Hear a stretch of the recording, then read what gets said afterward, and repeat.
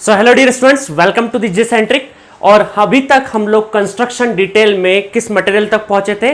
Core material हम लोगों ने इजाद किया था और कोर मटेरियल हम लोग सीआरजीओस बनाया था। हम लोगों ने एक कास्ट आयरन से सीआरजीओ तक की हम लोगों ने यात्रा कर ली है और उसके बाद हम लोगों ने देखा था किस तरह से Faraday law of electromagnetic induction proof किया था। अब हम लोग चलिए देखते हैं कि गेट पॉइंट ऑफ व्यू से ट्रांसफार्मर का कंस्ट्रक्शन भी उतना ही इंपॉर्टेंट है। बट पिछले कुछ सालों में क्या हुआ है, सारे सब्जेक्ट में कंस्ट्रक्शनल डिटेल पे बहुत ज्यादा फोकस नहीं किया गया है। ऑपरेशनल डिटेल पे ज्यादा क्वेश्चंस आते हैं। आपके कोई भी सब्जेक्ट उठा के देख लीजिए आप, ऑपरेशनल डिटेल जहां पे आपका एक सब कुछ डिवाइस बना हुआ है, इनपुट दीजिए और आउटपुट आपको फाइंड आउट करना है। कंस्ट्रक्शन डिटेल को बहुत ज्यादा तवज्जो दी नहीं गई है। बट हम लोग इलेक्ट्रिकल मशीन की जब बात करें तो बिना कंस्ट्रक्शन से हम लोग सिर्फ ऑपरेशन पढ़ेंगे तो हमें फील नहीं आएगा कि असल में ट्रांसफार्मर दिखता कैसा है, इंडक्शन मशीन दिखती कैसी, सिंक्रोनस मशीन दिखती कैसी है। तो हम चाहेंगे कि कंस्ट्रक्शन पढ़े बट उतना ज्यादा पीएचडी नहीं करेंगे हम लोग कंस्ट्रक्शन पे, सिर्फ उतना पढ़ेंगे जितना हमारी रिक्वायरमेंट है, जितना हमारे लिए काम का है, जितना हमारी इमेजिनेशन करने में हमें दूसरे कॉन्सेप्ट पढ़ने में हेल्प हो जाए उतना हम पढ़ेंगे, उससे ज्यादा नहीं पढ़ेंगे। तो चलिए आपके सामने आज मैं लेके आया हूं ट्रांसफार्मर का ब्रीफ डायग्राम। तो सबसे पहले हम लोग कोर मटेरियल, ये कोर मटेरियल हम लोगों ने इजाद कर चुके थे। हम लोग कोर मटेरियल किससे बना होता है? सीआरजीओस मटेरियल से बना होता है। ठीक है, तो अभी हम पावर ट्रांसफार्मर में सीआरजीओस मटेरियल ही यूज करते हैं। कैसे बनेगा कोर की मैं अलग से वापस से डिटेलिंग करूंगा। ठीक है गाइस, तो इस कोर के ऊपर मैंने एक वाइंडिंग एचवी और एक एलवी वाउंड कर दिए। इस सेंस ऑफ वाइंडिंग को भी मैं आगे चल के बताऊंगा किस तरह से सेंस ऑफ वाइंडिंग होता है। ऐसा नहीं कि अपनी मर्जी आए वैसा कर दिया हमने। ठीक है, तो यहां पर एचवी और एलवी, सपोज ये हाई वोल्टेज और ये लो वोल्टेज वाइंडिंग को मैंने रैपअप कर दिया और उसके बाद एक बड़े से टैंक में इसको मैंने डिप कर दिया। ये जो बड़ा टैंक है जिसको हम लोग क्या बोलते हैं? Main tank. ट्रांसफार्मर का क्या है? ये मेन टैंक है। मेन टैंक ट्रांसफार्मर का मेन टैंक है। इस मेन टैंक के अंदर ऑयल फिलअप है। जो रेड तरह के डॉट डॉट डॉट डॉट दिखाई दे रहे हैं आपको, डैश डैश डैश, ये सारा क्या है? ट्रांसफार्मर ऑयल है। और ऑयल फिलिंग हम लोग कहां से करते हैं? नीचे से करते हैं, क्योंकि ऊपर से अगर ऑयल फिलिंग करेंगे तो एयर होने की पॉसिबिलिटी है और हम चाहते हैं कि इस ट्रांसफार्मर के टैंक में एक भी एयर बबल नहीं आना चाहिए। ठीक है, क्योंकि पर्पस, ये जो ट्रांसफार्मर ऑयल है इसका पर्पस क्या है? एक तो कूलिंग प्रोवाइड करवाना और दूसरा इंसुलेशन। इन वाइंडिंग्स के बीच में जितना ज्यादा अच्छा इंसुलेशन बना रहेगा, इलेक्ट्रिकल आइसोलेशन है, इन दोनों के बीच में कोई भी फिजिकल कनेक्शन नहीं है, कोई भी इलेक्ट्रिकल कनेक्शन नहीं है, दोनों आइसोलेटेड कॉइल से। ठीक है, और इस ऑयल को हम लोगों ने कूल करने के लिए, जब हम लोगों ने सरकार राज मूवी आई थी तो उसमें अमिताभ बच्चन ने देखा होगा, आपने पोस्टर जो देखा होगा उसमें वो कप और प्लेट में चाय पीते हैं। प्लेट में क्यों चाय लेते हैं? क्योंकि सरफेस एरिया बढ़ जाता है। किसी भी लिक्विड को अगर मुझे ठंडा करना है जल्दी से तो उसका सरफेस एरिया बढ़ा दो। तो सेम कॉन्सेप्ट हम लोग कहां लगाते हैं? ऐसा नहीं है कि अमिताभ बच्चन की फिल्म के बाद लगाया हमने, that is the property of fluid. तो हम लोगों ने देखा कि जो फिन्स है, ये साइड में हम लोगों ने क्या करा, इस ऑयल को ज्यादा सरफेस एरिया से फ्लो करवाना है तो ट्रांसफार्मर के आसपास एक हम लोगों ने फिन्स दे दी। ये मैंने दो ही बनाई है, हो सकता है 3, 4, 5 भी मिले। आपके घर के आसपास जो भी ट्रांसफार्मर होगा उसके पास में देखिएगा कुछ इस तरह से रेक्टेंगुलर डिजाइन होगा। ये अभी मैंने सिर्फ 2D में बनाया है। एक रेक्टेंगुलर शेप में एक स्लाइस होगी इस तरह से, 3, 4, 5, 6 भी हो सकती है, जिनको बोलते हैं हम लोग फिन्स। दोनों साइड होती है वो, जिससे कि क्या हेल्प होती है? सरफेस एरिया बढ़ जाता है ऑयल फ्लोइंग का, तो ऑयल जल्दी से ठंडा हो जाता है, जिसको हम क्या बोलते हैं? नेचुरल कूलिंग बोलते हैं। नेचुरल तरीके से हम ऑयल को ठंडा कर रहे हैं। उसके बाद हम लोग क्या चाहते हैं कि जो एचवी और एलवी, इन पे सप्लाई या फिर हम लोग जहां से लोड लगाएंगे वो कहां से लगाएंगे? With the help of bushings. तो यहां पे देखो आप, ये बुशिंग्स नजर आ रही है, ये सिरामिक मटेरियल की बनी होती है और ये बड़ी बुशिंग्स है, छोटी बुशिंग्स है। क्यों? क्योंकि जो बड़ी होगी वो एचवी साइड होगी और एलवी साइड क्या होगी? छोटी बुशिंग्स। अगर आपसे कोई पूछे कि ट्रांसफार्मर को देख के बताना है किस साइड एलवी किस साइड एचवी है, तो आप क्या देखोगे? सबसे पहले बुशिंग्स का साइज देख के बता सकते हो। जिधर बुशिंग बड़ा है उस साइड क्या होगा? एचवी होगा, छोटे बुशिंग्स क्या होंगे? एलवी होंगे। ठीक है गाइस, तो चलिए, और ये हम लोगों ने एक्सपांशन वॉल दे दिया है, एक्सपांशन पाइप दे दिया है कि अगर ओवरफ्लोइंग होए ऑयल का तो यहां से बाहर निकल जाएगा ऑयल। ठीक है गाइस, उसके बाद हम लोग आते हैं, ये ऑयल कहां जाएगा? धीरे धीरे एक इसको बोलते हैं वेंट पाइप। क्या बोलते हैं इसको हम लोग? Went pipe. और ये कितना डिग्री होता है? लगभग 9.5 डिग्री के आसपास मोड़ा जाता है। ये मैकेनिकल वालों का काम है, कितना क्या मोड़ना, ऑयल का फ्लो कितना होगा ये सब मैकेनिकल वाले काम करते हैं। तो जैसे इस पाइप को मोड़ेंगे, इसको बोलते हैं vent pipe, that is Buchholz relay. Buchholz relay transformer के जितने भी इंटरनल फॉल्ट आते हैं उससे प्रिवेंट करता है। इसको मैं डिटेलिंग में बताऊंगा आगे चल के, इनलार्ज करके बताऊंगा कि बकोल्स रिले का असल में फंक्शन क्या है। उसके बाद ऑयल कहां, ये वाला कहां कनेक्टेड होता है, कंजर्वेटर से। कंजर्वेटर का क्या पर्पस है? सबसे पहला पर्पस है कंजर्वेटर का कि इस ट्रांसफार्मर के मेन टैंक को क्या करना, हमेशा फुल्ली फिल करके रखना है, उसको 100% फिल करके रखना है, क्योंकि मौसम के हिसाब से या फिर लोड के वेरिएशन के हिसाब से ऑयल का क्या हो सकता है, कॉन्ट्रैक्ट हो सकता है या फिर एक्सपांड हो सकता है। ऑयल का विस्कोसिटी वेरी कर सकता है। तो जब ऑयल थोड़ा विस्कस हो जाएगा तो लेवल डाउन हो जाएगा, तब ये कंजर्वेटर क्या करेगा, फिल कर देगा। और जब गर्मियों के टाइम पे किसी लोडिंग के हाई लोड जब लगा है तो एक्सपांड करेगा अगर ऑयल, तो यहां पर एक्स्ट्रा ऑयल कहां कैरी करेगा, कंजर्वेटर के अंदर। तो कंजर्वेटर 60 to 70% ऑयल फिल करके रखता है ताकि मेन टैंक को क्या करे, एक अपने जितना भी उसका बेंचमार्क बना रखा हम लोगों ने, फुल्ली फिल होना चाहिए। ये पूरा इसका लेवल मेंटेन करने के लिए क्या हेल्प लेंगे हम लोग, कंजर्वेटर की हेल्प लेंगे। उसके बाद ऑयलिंग का, ये हर जगह पे लॉकिंग लगी रहती है, हर जगह पे सेंसर लगे होते हैं कितना कितना हो रहा है सारा चीजें। उसके बाद इससे कनेक्टेड है हमारा ब्रीथर। ब्रीथर जो कि आउटसाइड से ग्लास का बना होता है, इसके अंदर सिलिका जेल के क्रिस्टल्स होते हैं जो कि इंप्रेग्नेटेड विथ क्या होते हैं, कोबाल्ट क्लोराइड। इसमें क्या होता है, जब इसमें क्रिस्टल, ये इसका पर्पस क्या है, ये मॉइस्चर को एब्जॉर्ब करता है। ऑयल के अंदर जो भी मॉइस्चर होगा, मॉइस्चर कंटेंट जो भी होगा उसको एब्जॉर्ब करेगा। उसको पता कैसे चलेगा कि एब्जॉर्ब कर लिया है, तो हम लोग देखेंगे जब सिलिका जेल ये इंस्टॉल करते टाइम पे ब्लू कलर होगा, व्हाइट ब्लूइश होता है असल में तो, बट हम लोग ब्लू बोल देते हैं। और जब इसने मॉइस्चर को एब्जॉर्ब कर लिया ऑयल के अंदर से, तो it turns into the pink colour, pink colour के अंदर तब्दील हो जाएगा। तो जैसे ही पिंक कलर दिख जाएगा तो हमको पता चल जाएगा कि ये क्या हो जाएगा, यहां पे क्या हो चुका है, इसका मॉइस्चर एब्जॉर्ब कर लिया है। अब हम लोग क्या करेंगे, इसको बदल देंगे। ठीक है गाइस, तो यहां पर ये ऑयल के अंदर से मॉइस्चर को एब्जॉर्ब करने के लिए काम आता है। और ग्लास का इसलिए बनाया जाता है ताकि क्रिस्टल हमें क्लियरली दिख सके कि कौन सा कलर है। तो इंस्टॉल करते टाइम पे ब्लू कलर, जब इसने मॉइस्चर को एब्जॉर्ब कर लिया तो क्या हो जाएगा, पिंक कलर हो जाएगा। ठीक है गाइस, तो इस तरीके से कंस्ट्रक्शन है। और एक और चीज, इस कंस्ट्रक्शन के नीचे एक बेस लगा रखा हो, ये 2 व्हील है, क्योंकि ट्रांसफार्मर ऐसा नहीं कि उठा के ले गए कंधे पे और हो गया। ये जो छोटे ट्रांसफार्मर की बात है अगर, तब तो हम कर सकते हैं, बट जब बड़े ट्रांसफार्मर होंगे तो उनको आसानी से उठाया नहीं जा सकता।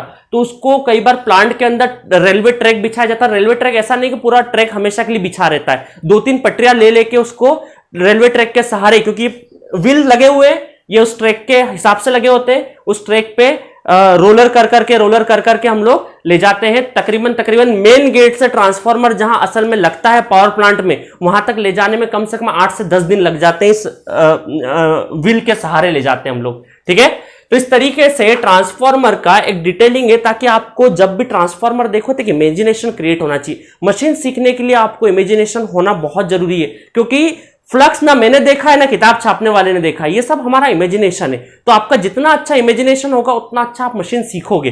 तो ट्रांसफार्मर आप अपने आसपास देख सकते हो, इसमें हो सकता है बकोल्स रिले आपको नहीं देखने को मिले, कंजर्वेटर जरूर देखने को मिलेगा सर्कुलर शेप में। ठीक है, तो आपको कोर के बारे में बकोल्स रिले के बारे में डिटेलिंग और मैं आगे बताऊंगा। जो मेन फीचर है, ट्रांसफार्मर ऑयल कौन से टाइप का यूज करते हैं, इसकी प्रॉपर्टी क्या होती है, कुछ चीजें मैं और डिटेलिंग बताऊंगा। तो इस तरीके से आपका डायग्राम है जिसमें एक मेन टैंक, एक conservator, fins, bushings, relay, Buchholz relay जिसको बोलते हैं हम लोग, और सिलिका जेल जिसको हम लोग ब्रीथर बोलते हैं। ठीक है गाइस, तो इस तरीके से कंस्ट्रक्शन का डिटेलिंग होता है कंप्लीट आपका। कोर की एक्स्ट्रा डिटेलिंग और सारी चीजें मैं अभी आने वाले लेक्चर्स में बताऊंगा। चलिए गाइस, आई होप आपको मजा आया होगा इस डायग्राम को देख के कि कैसे ट्रांसफार्मर वर्क करता है। ठीक है गाइस, ये हमेशा ऑयल के अंदर डिप्ड रहता है, ये CRGO का बना हुआ मटेरियल है। ठीक है, चलो मिलते हैं नेक्स्ट लेक्चर में और डिटेलिंग के साथ। सो ट्रांसफार्मर के कंस्ट्रक्शन पढ़ने के बाद अब हम आते हैं उसके जो भी कंस्ट्रक्शन में यूज होने वाले मेन कंपोनेंट है उनके बारे में थोड़ा ब्रीफ आइडिया और ले लेते हैं हम लोग। तो चलिए देखते हैं। Number 1, core. हम लोगों ने देखा था कि ट्रांसफार्मर के कंस्ट्रक्शन में कोर के ऊपर क्या किया था, हम लोगों ने वाइंडिंग रैप अप की थी। कोर कैसा होना चाहिए? कोर क्या करता है, ट्रांसफार्मर के अंदर दोनों वाइंडिंग्स के बीच में एक मैग्नेटिक पाथ प्रोवाइड करता है, जिसकी वजह से म्यूचुअल फ्लक्स ज्यादा से ज्यादा हो और लीकेज कम से कम हो। इस वजह से कोर मटेरियल के ऊपर हम लोगों ने काफी एनालिसिस किया, हम लोगों ने कास्ट आयरन से लगाकर पहुंचते पहुंचते हम लोग CRGOs तक पहुंचे थे। उसके बाद देख लीजिए कोर क्या होता है, magnetic core of a transformer. Magnetic क्यों बोला, क्योंकि मैग्नेटिक पाथ प्रोवाइड करता है, इस वजह से इस कोर का नाम क्या बोलते हैं हम लोग, magnetic core. Magnetic core of a transformer is made up of stacks of thin laminations 0.35 mm thickness of cold rolled grained oriented silicon sheet steels lightly insulated with varnish. तो गाइस अभी तक हम लोगों ने देखा कि जो जिससे ऐसा नहीं होगा कि मटेरियल डायरेक्ट लाए, मटेरियल को लगा, हम लोग एक रॉ मटेरियल निकाल लिए और CRGOs फॉर्म कर लिया और ट्रांसफार्मर बना देंगे, ऐसा नहीं होता है। उस मटेरियल को जो CRGOs का मटेरियल का बन चुका है बड़ा मटेरियल, उसके छोटे छोटे स्लाइस हम लोग पीसेस करेंगे। देखिए जस्ट लाइक अलग अलग डिपेंड करेगा कोर टाइप है या शेल टाइप। अभी मैं इस डिस्कशन के बाद, कंस्ट्रक्शन के बाद कोर टाइप और शेल टाइप पढ़ाऊंगा। तो अभी मैं थोड़ी देर के लिए बता देता हूं कि इस तरीके से एल शेप में और ये दूसरा उल्टा एल, ये दो तरीके पीसेस कट करेंगे हम लोग, इस एल के फॉर्म में और दूसरा इन्वर्टेड एल के फॉर्म में पीसेस कट करते जाएंगे और इनको एक दूसरे के ऊपर लगा देंगे। जस्ट लाइक कि अगर हम लोगों ने ब्लैक ऐसा लगाया है तो इसके ऊपर ये क्या हो जाएगा, ब्लू कलर का एल उल्टा इस तरीके से लग के ये रेक्टेंगुलर फॉर्म कर देगा। और ऐसे बहुत सारे एल और इन्वर्टेड एल की कटिंग 1 बाय 1 चिपकाएंगे।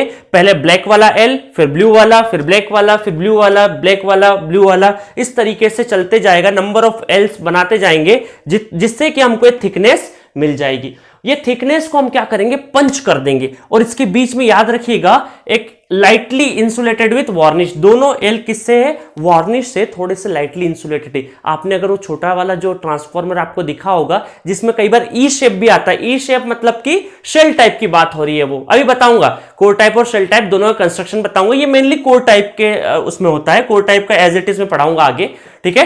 तो इन दोनों के बीच में ये जो एल होते हैं ऑलरेडी थिक लेमिनेशन होता है, इसमें 0.35 mm का बना होता है और ये दोनों एल जो एक दूसरे से भी इंसुलेटेड होंगे वो किससे होंगे, वार्निश से। तो आपको देखो मैंने रेड कलर में क्या बना रखा है, वार्निश बना रखा है। तो एक ये एल, ये नंबर 1 2 1 2 1 2 इस तरीके से चलते जाएगा और इन दोनों को प्रेस कर देंगे, पंच कर देंगे हम लोग और इस तरीके से होगा। इसका फायदा क्या होगा गाइस, इसका फायदा ये होगा, देखिए पंच जैसे ही करते हैं, क्योंकि हमको क्या करना है, मेनली कोर लॉस को कम करना है। कोर लॉस मतलब एडी करंट और हिस्टेरिसिस लॉसेस। ये करने की वजह से कोर लॉस कहीं ना कहीं मिनिमाइज होंगे, क्योंकि हमारा जो एडी करंट है उसके पाथ को हम कन्फाइंड कर देंगे। पहले एडी करंट पूरा, अगर मान लो ये इस तरह से एल का फॉर्म नहीं बनाए और एक ही मटेरियल से हम लोग अगर कोर बना दे तो ज्यादा पाथ मिलेगा एडी करंट को ट्रेवल करने के लिए, ठीक है। एडी करंट क्या होता है क्या नहीं होता है वो सब मैं आगे पढ़ाऊंगा, ठीक है। तो एडी करंट के पाथ को बहुत ज्यादा लंबा रास्ता मिलता है, उस पाथ को हम लोग क्या करते हैं, कट कर देते हैं, कन्फाइंड कर देते हैं, जिसकी वजह से हमारे कोर लॉसेस कम हो जाएंगे। आगे पढ़ाऊंगा, जब एडी करंट पढ़ाऊंगा तब इसको वापस से मैं समझा दूंगा एक बार। ये जो पंच करने के बाद होगा क्या, जैसे अगर किसी चीज को हम लोग पंच करेंगे, इन दोनों को पंच कर देंगे, उसके बाद हमारे इसमें क्या होगा, मैकेनिकल स्ट्रेस डेवलप हो जाता है इनकी एजेस के ऊपर। ये एजेस है ना दोनों साइड की, इन एजेस के ऊपर क्या होगा, मैकेनिकल स्ट्रेस डेवलप हो जाएगा। अब देखो क्या करेंगे, ये पंच होने के बाद पहले तो हम लोग क्या करेंगे, एनिल्ड प्रोसेस से निकालेंगे। एनिल्ड प्रोसेस का मतलब क्या है कि अगर इसको बहुत ज्यादा टेम्परेचर पे हीट कर दो और उसके बाद कूल धीरे धीरे होने दो, जिससे कि लेमिनेशंस वगैरह परफेक्टली लग जाएंगे इसके ऊपर।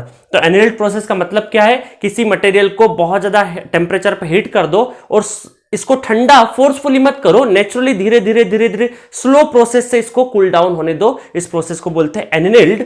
इसको करने से क्या फायदा होगा, to relieve mechanical stress set at the edges by punching. Punching की वजह से जो मैकेनिकल स्ट्रेस डेवलप हुआ था वो क्या हो जाएगा, स्ट्रेस रिलीव हो जाएगा, जिसकी वजह से because stressed material has a higher core loss. मैंने अभी बता चुका था कि स्ट्रेस्ड मटेरियल अगर यूज करेंगे तो कोर लॉस ज्यादा मिलेंगे। ये प्रोसेस करने की वजह से कोर लॉस कहीं ना कहीं मिनिमाइज हो जाएंगे।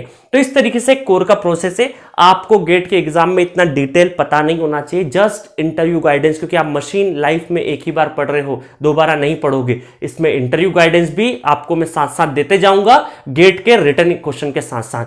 तो इस तरह से कोर का मैं बहुत ज्यादा डिटेल में नहीं जा रहा हूं, कोर इतना डिटेल में जा रहा हूं जिसकी वजह से आपको एक ब्रीफ आइडिया भी हो जाए, ताकि आप इंटरव्यू में जब जाओ तो आप ब्लाइंडली नहीं रहो, सिर्फ ट्रांसफार्मर का ईएमएफ इक्वेशन या वोल्टेज रेगुलेशन नहीं निकालते आना चाहिए, इससे भी ज्यादा की कहानी आपको पता होना चाहिए। चलिए गाइस, तो ये कोर के बाद हम लोग आएंगे सेकेंड कंस्ट्रक्शन का बड़ा फीचर है हमारा वाइंडिंग्स। तो वाइंडिंग्स कौन सा टाइप की होती है? दो टाइप की वाइंडिंग होती है, डिस्ट्रीब्यूटेड टाइप की और कॉन्सेंट्रेटेड टाइप की। डिस्ट्रीब्यूटेड का मतलब है कि 120 डिग्री क्या हो, स्पेस डिस्प्लेस्ड हो, जो कि हम बाद में पढ़ेंगे रोटेटिंग मशीन में। कॉन्सेंट्रेटेड वाइंडिंग में ऐसा नहीं है कि वाइंडिंग्स को आपको स्पेस में प्लेसिंग करनी पड़े। इसका मतलब ये पेन लीजिए, इसके ऊपर एक के बाद एक के बाद एक के बाद टर्न लगा दीजिए, that is type of concentrated type. ठीक है, mainly made up of copper या फिर ज्यादातर हम लोग एल्यूमिनियम स्ट्रैंड्स भी ले सकते हैं, बट मेनली हम लोग कॉपर ही यूज करते हैं वाइंडिंग में। और दूसरा है एचवी या एलवी टाइप की वाइंडिंग हो सकती है, डिपेंडिंग ऑन द सिचुएशन। ये अगर दो पेन है, इस साइड एचवी है, इस साइड एलवी है, तो नंबर ऑफ टर्न्स उसके हिसाब से हो जाएंगे।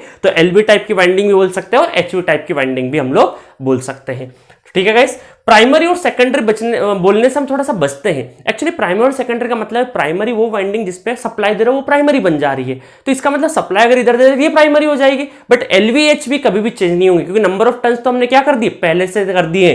बट सप्लाई हम लोग कभी भी दे सकते हैं, बनने के बाद सप्लाई मान लो इधर से चेंज कर दिया, ये प्राइमरी बन गया या सेकेंडरी बन गया। इसलिए आगे चल के प्राइमरी सेकेंडरी बोलने से ज्यादा अच्छा हम क्या बोलेंगे, एचवी और एलवी। ठीक है गाइस, तो एचवी और एलवी टाइप की वाइंडिंग यूज करते हैं। नेक्स्ट कंपोनेंट और इंपॉर्टेंट कंपोनेंट है ट्रांसफार्मर ऑयल। इसका पर्पस आप जानिए, काफी एग्जाम्स में इसे पर्पस के बारे में पूछते हैं।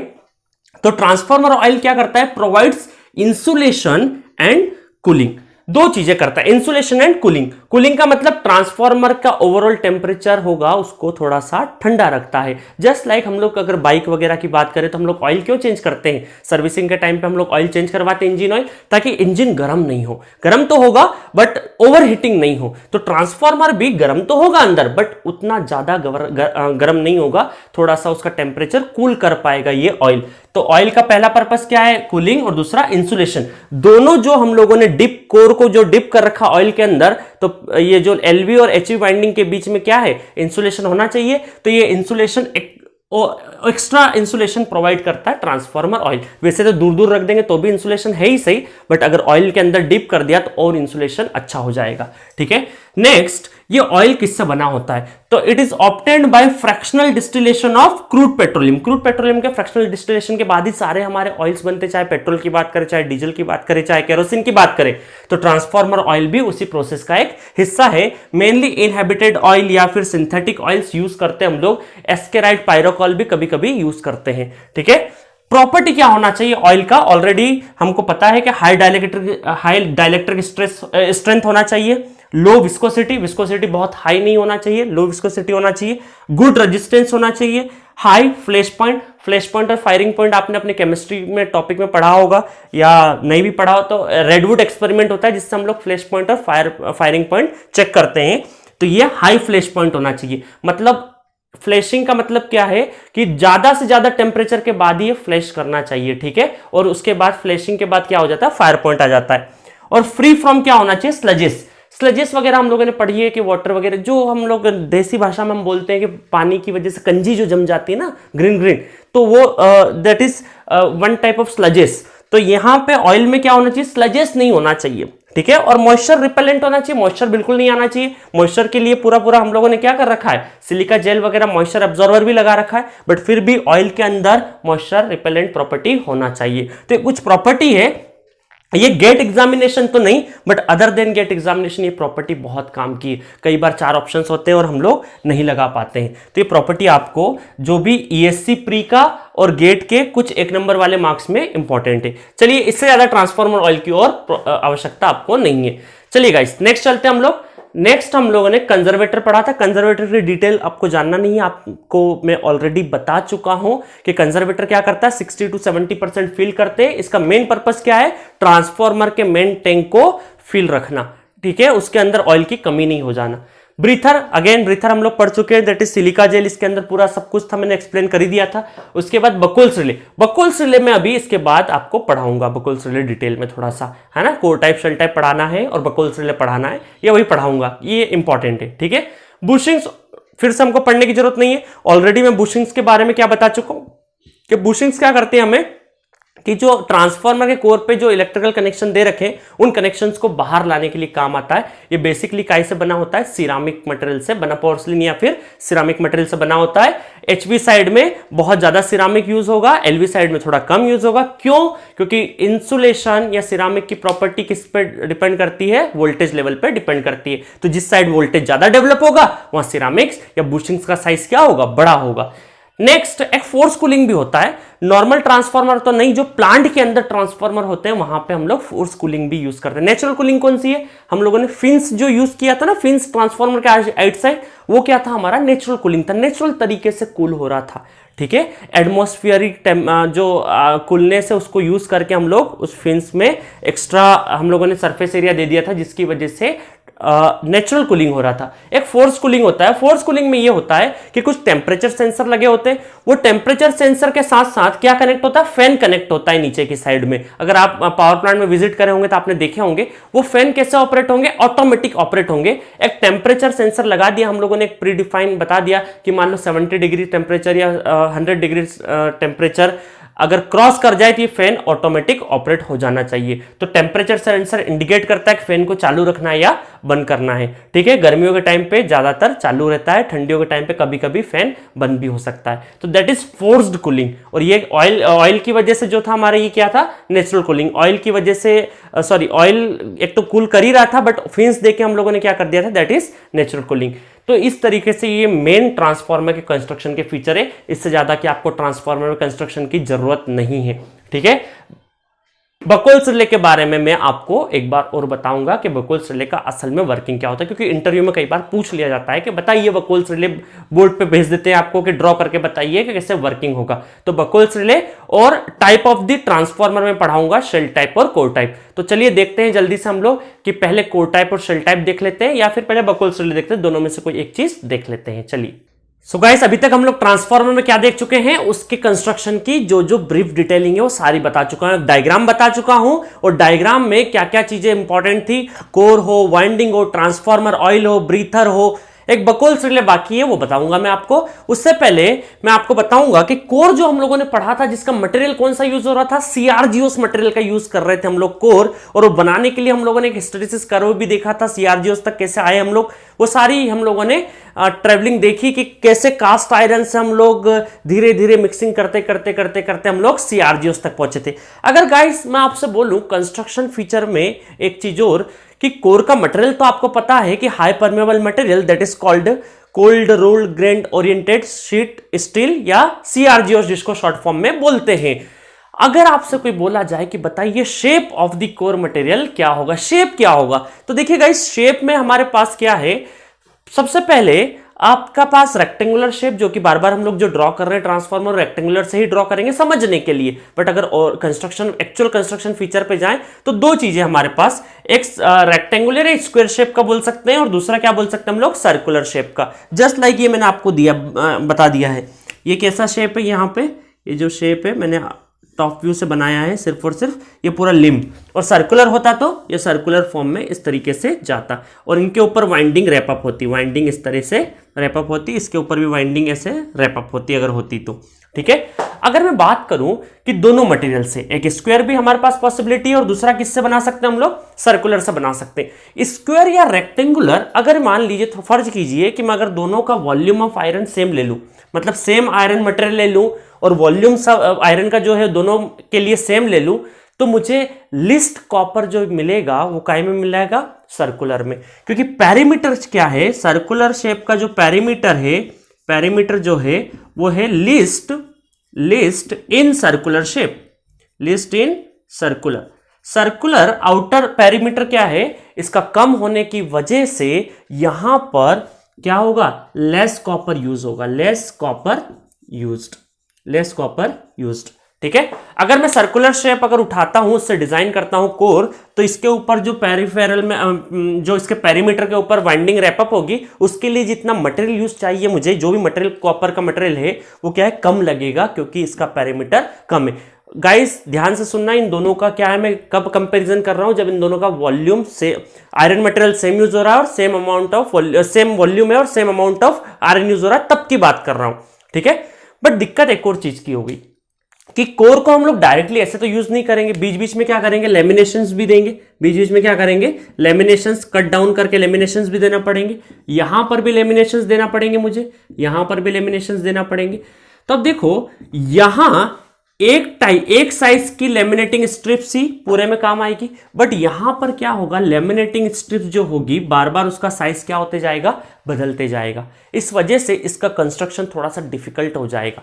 इस वजह से हम क्या करेंगे कि इसमें देखो, इसमें क्या लेमिनेटिंग स्ट्रिप्स का एक फायदा है और इसमें क्या नुकसान है हमारा, एक क्या फायदा है इसमें कि कॉपर यूज कम हो रहा है, इसमें एक और नुकसान है इस वाले में, क्योंकि जो ये हमारे शार्प कॉर्नर होंगे ना, ये शार्प कॉर्नर, ये हमारे मटेरियल को वाइंडिंग्स वगैरह या लेमिनेशंस करना थोड़ा डिफिकल्ट हो जाता है शार्प कॉर्नर की वजह से। इस वजह से हम क्या करते हैं, इन दोनों की प्रॉपर्टी का, क्योंकि इसमें क्या है, एक प्रॉपर्टी क्या है कि लेमिनेटिंग स्ट्रिप्स क्या है, सेम साइज की यूज हो रही है। इसमें क्या डिसएडवांटेज है कि लेमिनेटिंग स्ट्रिप्स का जो साइज है वो क्या है, बार बार बदल रहा है।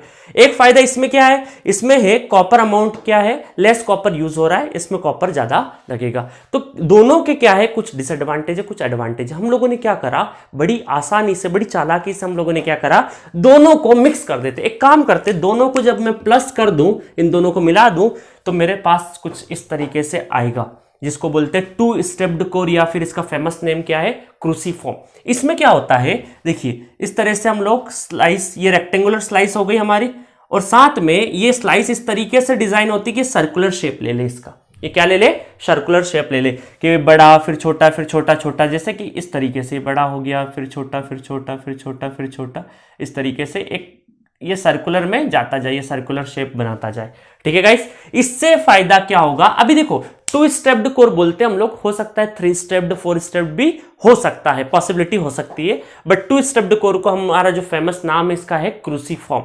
देखो इसमें क्या होता है, एक सेंट्रल में हम लोगों ने लगा दिया, सेंट्रल रेक्टेंगुलर स्लाइस लगा दी, उसके बाद में एक लेमिनेशन लगाया। ये रेड कलर के क्या दिख रहे हैं, ये सारे के सारे लेमिनेशन है, जिसका साइज कितना है 0.4 mm, और ये जो रेक्टेंगुलर से इसके साइज कितने हैं 4 mm, ठीक है। तो यहां पर ये वाले का एरिया जो होगा A1, इसका फिर A2, फिर इसका A3, फिर इसके साइड वाला भी ये A2 क्या रहेंगे, आइडेंटिकल, फिर इस वाली पोजीशन पे क्या रहेंगे A3 आइडेंटिकल। मतलब सेंट्रल में जो एक है A1 एरिया, उसके बाजू इधर इधर इधर इधर जो उसके आसपास के जितने हैं तो बैलेंसिंग करते हुए एरिया जाएंगे। इस वजह से क्या होगा, बैलेंसिंग भी अच्छी रहेगी, ठीक है गाइस। तो ये कुछ इस तरह से मैंने शेप बताया है कि ये यहाँ पे जो गैपिंग है, तो ये इधर से आने वाला यहाँ पे क्या हो जाएगा, अटैच हो जाएगा, और इस तरीके से ये एक लिम्ब बनता है। ऐसा नहीं कि डायरेक्टली गए और लिम्ब लगा दिया हम लोगों ने, ठीक है। इसको कट डाउन करके तो आज से आपको क्या याद रखने का काम की चीज क्या है यहां से, कि शेप ऑफ द कोर क्या होना चाहिए ट्रांसफार्मर का,